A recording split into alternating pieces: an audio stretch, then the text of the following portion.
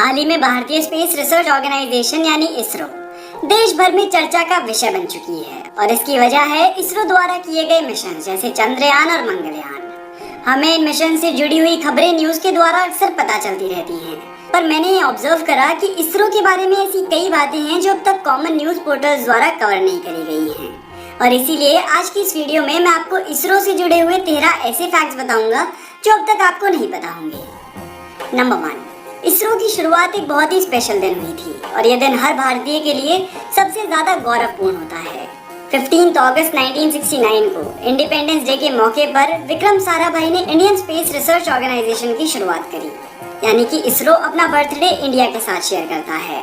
विक्रम साराभाई ने इसरो के शुरुआती सालों में कई तरहों से बेमिसाल रूप में इसरो की ओर योगदान करा और इसी कारण से विक्रम साराभाई को father of Indian space programme के नाम से भी बुलाया जाता है। नंबर 2, अपने प्रोजेक्ट्स पर रिसोर्सेज खर्च करने की बात आती है तो इसरो ने पिछले 40 सालों में जितने पैसे खर्च करे हैं उससे ज्यादा तो नासा का एक साल का बजट होता है। हाँ, हालांकि दोनों रिसर्च एजेंसीज के रिजल्ट्स में बहुत बड़ा अंतर है, पर अगर मूल रूप से दोनों एजेंसीज के कुछ मिलते जुलते मिशंस की तुलना करी जाए तो इसरो नासा से कई ज्यादा किफायती साबित हुआ है। नंबर 3, अब बात करते हैं पड़ोसी देश पाकिस्तान की स्पेस एजेंसी की।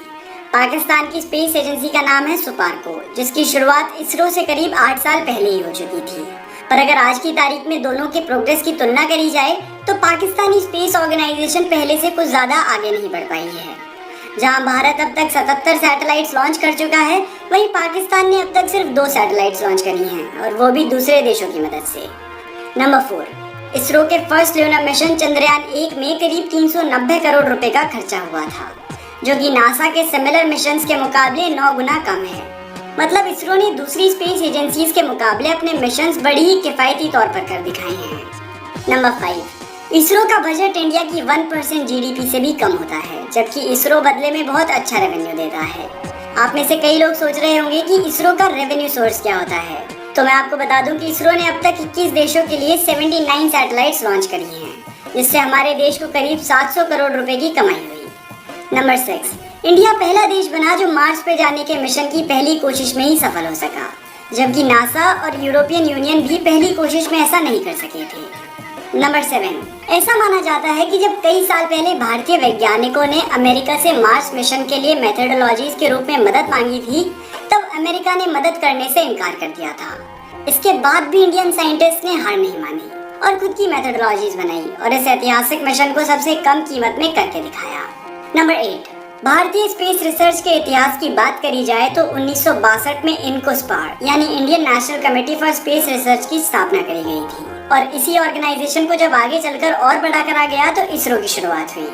Doctor APJ Abdul Kalam INCOSPAR के मेंबर हुआ करते थे और इसी वक्त इंडिया ने अपना पहला रॉकेट भी लॉन्च करा था, जिसका नाम था नाइकी अपाचे। इस रॉकेट को केरला के एक गाँव थुम्बा से लॉन्च करा गया था। इस लॉन्च के लिए थुम्बा को इसलिए चुना गया था क्योंकि इस जगह से पृथ्वी का जियोमैग्नेटिक इक्वेटर गुजरता है और इससे रिसर्च में काफी मदद होने वाली थी। नंबर 9, राष्ट्रपति रह चुके डॉक्टर एपीजे अब्दुल कलाम ने भी भारतीय स्पेस फील्ड में बहुत बड़ा योगदान दिया है। उनके कंट्रीब्यूशन की बात करें तो जो भारत का पहला सफल एक्सपेरिमेंटल सैटेलाइट लॉन्च व्हीकल था उसका नाम था SLV-3 और इस प्रोजेक्ट के head doctor APJ Abdul Kalam ही थे। इसके बाद डॉक्टर एपीजे अब्दुल कलाम ने DRDO के मिसाइल डेवलपमेंट प्रोग्राम का नेतृत्व करा। नंबर 10, इसरो ने 1975 में अपनी पहली सैटेलाइट बनाई थी, जिसका नाम था आर्यभट्टा। उस वक्त इसरो के पास इतनी क्षमता नहीं थी कि वो अपनी खुद की सैटेलाइट लॉन्च कर सकें, इसीलिए इसरो ने USSR की मदद ली और इसे लॉन्च कराया। नंबर 11, 1981 में इसरो ने एप्पल सैटेलाइट लॉन्च करी और इस सैटेलाइट को एक जगह से दूसरी जगह ले जाने के लिए उन्होंने बैलगाड़ी का इस्तेमाल करा था। ऐसा उन्होंने इसलिए करा था क्योंकि बैलगाड़ी लकड़ी की बनी होती है, जबकि अगर वो उस सैटेलाइट को ट्रक या टेम्पो में लेकर जाते तो ट्रक के लोहे के बने होने की वजह से सैटेलाइट की मैग्नेटिक फील्ड्स में दिक्कत आ सकती थी।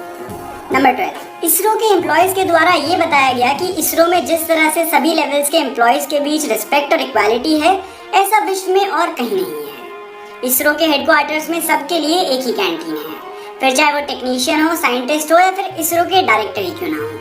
इससे खाना खाते वक्त सभी लोग आपस में बैठकर साइंस से जुड़ी हुई बातें और थॉट्स एक दूसरे के साथ शेयर कर सकते हैं, जिससे वर्क एनवायरनमेंट बहुत अच्छा बन जाता है। नंबर 13, हर लॉन्च के दौरान रेन सेफ्टी ऑफिसर को ऑटो डिस्ट्रक्ट बटन के पास बिठाया जाता है एक बार अगर व्हीकल लॉन्च हो चुका है तो फिर उस पर कोई ग्राउंड कंट्रोल नहीं होता।